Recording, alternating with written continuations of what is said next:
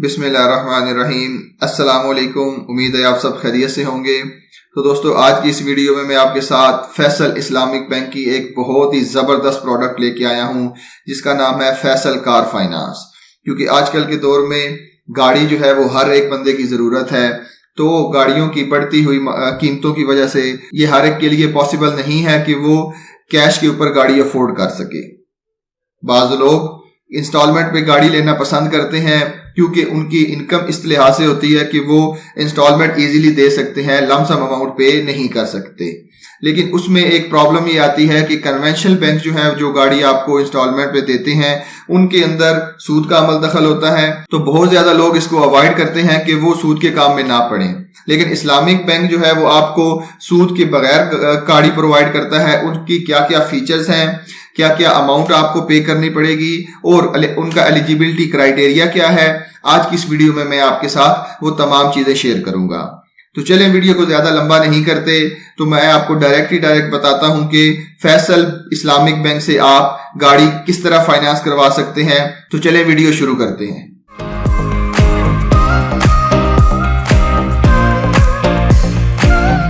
जी, तो चलें, वीडियो की डिटेल में जाने से पहले मैं आपको बताता चलूं कि ये कॉन्ट्रैक्ट कार फाइनेंसिंग का प्रोजेक्ट इस्लामिक बैंकिंग में किस तरह काम करता है। ये बेसिकली आपको डिमिनिशिंग मुशारका की बेस पे काम करता है। ठीक है, इसके अंदर होता है कि कुछ पैसे आप डालते हैं, कुछ पैसे बैंक डालता है, तो वो एक एसेट परचेज करते हैं जो कि कार है। उसकी ऑनरशिप जो है वो बैंक के पास भी होती है, आपके पास भी होती है, मतलब जॉइंट वेंचर होता है उसका। तो बैंक क्या करता है, बैंक आपको वही गाड़ी जो है वो फिर रेंट के ऊपर देता है। तो जो बैंक का हिस्सा होता है उसके बैंक उसके हिस्से का लेता है और आपको हर मंथ जो है वो गाड़ी का उसके हिस्से का रेंट भी पे करना पड़ता है और उसकी इंस्टॉलमेंट भी पे करनी पड़ती है। तो इसी तरह जैसा जैसा टाइम गुजरता जाएगा बैंक का हिस्सा कम होता जाएगा। क्योंकि आप जो है वो इंस्टॉलमेंट भी पे कर रहे हैं और रेंट भी पे कर रहे हैं। जैसे ही आप इंस्टॉलमेंट पे करेंगे, आप एक बैंक का हिस्सा या आप एक बैंक का जो पोर्शन है वो परचेज कर लेंगे। तो आपकी ओनरशिप में इजाफा होता जाएगा और बैंक की ओनरशिप में जो है वो कमी होती जाएगी। तो at the last, for example, अगर आपका 5 साल का कॉन्ट्रैक्ट है तो 5 साल के बाद वो गाड़ी पूरी की पूरी आपको ट्रांसफर कर दी जाएगी। तो चलें, इनके मेन फीचर्स की बात करते हैं कि सबसे पहले जो है वो एप्लीकेशन प्रोसेस इनका बहुत ज्यादा तेज है। आपको ज्यादा वेट नहीं करना पड़ेगा। नॉर्मली 7 डेज होते हैं, यानी कि 1 वीक होता है जिसके अंदर आपकी एप्लीकेशन को प्रोसेस कर दिया जाएगा। तो आपको ये फ्लेक्सिबिलिटी दी जाती है कि आप जो है वो इंपोर्टेड गाड़ी भी चूज कर सकते हैं और लोकली मैन्युफैक्चर्ड गाड़ी भी चूज कर सकते हैं। अगर आपने ब्रांड न्यू गाड़ी चूज करनी है वो भी आपको फैसिलिटी प्रोवाइड की जाएगी। अगर आपने कोई यूज्ड गाड़ी लेनी है तो वो भी आपको सहूलत प्रोवाइड कर दी जाएगी। बैंक जो है वो आपको 70% तक का जो है वो फाइनेंस प्रोवाइड करेगा। मतलब आपके पास अगर 30% अमाउंट है गाड़ी की कीमत की, तो आप डायरेक्टली जाके बैंक के साथ अप्लाई कर सकते हैं आप गाड़ी के लिए। अगर आपकी गाड़ी जो है वो 1000 सीसी तक है तो आपको जो है वो 5 साल का टेन्योर दिया जाएगा कि 5 साल का कॉन्ट्रैक्ट होगा। अगर आपकी गाड़ी जो है वो 1000 सीसी से ज्यादा है तो आपको 3 साल के लिए ये कार फाइनेंस प्रोवाइड किया जाएगा। उसके बाद पार्शियल पेमेंट भी अवेलेबल है, को पार्टनर फैसिलिटी भी अवेलेबल है। मतलब गाड़ी पे जो है वो आप भी मालक होंगे और बैंक भी मालक होगा।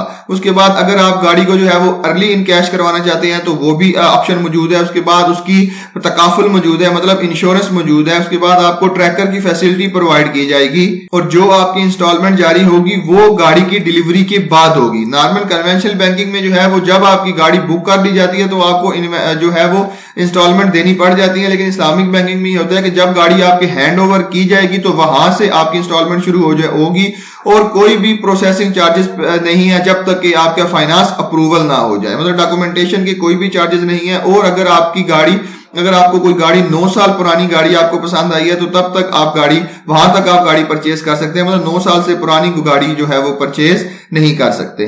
उसके बाद अगर आपकी कोई प्रॉपर्टी की इनकम आ रही है तो उसी को जो है वो प्राइमरी इनकम समझा जाएगा। तो चलिए अब मेन चीज की तरफ चलते हैं कि डॉक्यूमेंटेशन आप उसके लिए क्या क्या चाहिए। सैलरीड पर्सन के लिए कौन से डॉक्यूमेंट चाहिए और बिजनेस पर्सन के लिए कौन से डॉक्यूमेंट चाहिए। तो चलिए पहले सैलरीड पर्सन के जो है वो डॉक्यूमेंट की तरफ जाते हैं। तो सैलरीड पर्सन के लिए सबसे पहले ये है कि उन्हें एप्लीकेशन फॉर्म फिल करना पड़ेगा। उसके बाद उन्हें अपनी करंट सैलरी स्लिप देनी पड़ेगी। उसके बाद उनके CNIC की कॉपी साथ लगेगी और 2 रिसेंट फोटोग्राफ लगेगी पासपोर्ट साइज की। उसके बाद ये स्टेट बैंक ऑफ पाकिस्तान का एक अंडरटेकिंग फॉर्म होता है, ये भी उन्हें ब्रांच से मिल जाएगा और उनको वो फिल करना पड़ेगा और अपने 6 महीने की बैंक स्टेटमेंट जो है वो उन्हें देनी पड़ेगी, जिसके ऊपर बैंक के सिग्नेचर होंगी वो वेरीफाइड होगी। उसके बाद आपने अपना ज्वाइनिंग लेटर देना है, यानी कि जो आपका एम्प्लॉयमेंट सर्टिफिकेट या एम्प्लॉयमेंट लेटर है आपको दिया गया वो आपने जमा करवाना है और आपने अपना एक जो लेटेस्ट बिजली का बिल जमा करवाना है। तो ये सिंपल से डॉक्यूमेंट है, ये आपने डॉक्यूमेंट बैंक के अंदर जमा करवाने हैं। तो चले आप चलते हैं कि जो बंदा सेल्फ एम्प्लॉयड है या बिजनेसमैन है उनको किस किस चीज की रिक्वायरमेंट है। तो बिजनेसमैन के लिए या सेल्फ एम्प्लॉयड के लिए सबसे पहले ये है कि उन्होंने एक एप्लीकेशन फॉर्म फिल करना है, ठीक है। उसके बाद उन्हें अपने बिजनेस का प्रूफ देना होगा जो कि 1 साल पुराना होगा। इसके लिए उनको अपने NTN नंबर की कॉपी जमा करवानी होगी या अगर कोई और बिजनेस का प्रूफ है तो वो जमा करवाना होगा। उसके बाद ID कार्ड की फोटोकॉपी देनी होगी, 2 फोटोग्राफ देने होंगे और same like salaried person state bank of Pakistan का जो है वो अंडरटेकिंग फॉर्म फिल करना होगा और अपनी 6 महीने की बैंक स्टेटमेंट देनी होगी।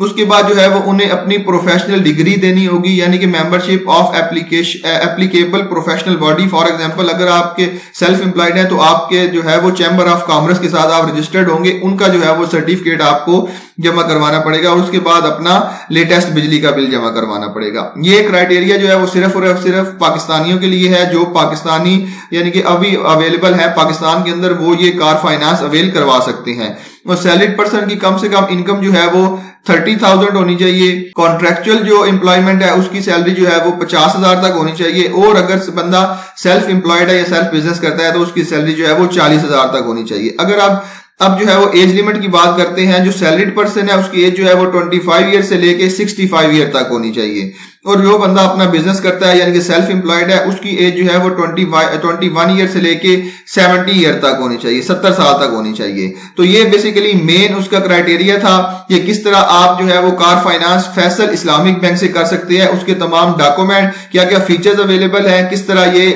कॉन्ट्रैक्ट काम करता है, क्या फीचर अवेलेबल है और उसके अलावा क्या क्या डॉक्यूमेंट चाहिए और उसके अलावा इनकम आपकी कितनी होनी चाहिए और एज लिमिट कितनी होनी चाहिए। यही तमाम चीजें जो है वो आपको पता होनी चाहिए। और एट द एंड अगर आप जो है वो यहाँ पे बैठे हुए भी कार फाइनेंस कैलकुलेटर से कार फाइनेंस अपनी कीमत मालूम करना चाहते हैं इंस्टॉलमेंट की, तो वो भी आप इजीली कर सकते हैं। सिंपल आपने इसके ऊपर क्लिक करना है तो आपके सामने एक पेज ओपन हो जाएगा।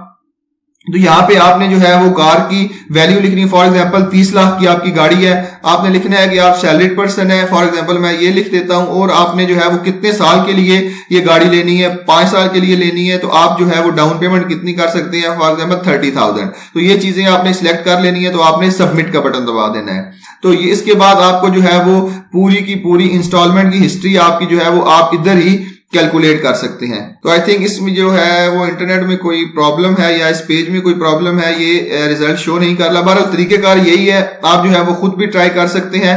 आपने सिंपल जो है वो गाड़ी की कीमत, टाइप, आपने अपने कॉन्ट्रैक्ट का ईयर लिखना है, मतलब कितने साल का कॉन्ट्रैक्ट है, और डाउन पेमेंट लिखनी है। उसके बाद सबमिट का बटन दबा देना है। आपका रिजल्ट जो है वो यहाँ पे शो हो जाएगा, लेकिन किसी वजह से ये रिजल्ट शो नहीं हो रहा। बहरहाल तरीकेकार जो है वो सिंपल यही है।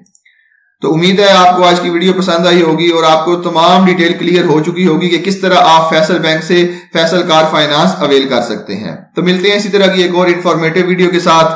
तब तक के लिए अपना बहुत ख्याल रखिएगा। अल्लाह हाफिज।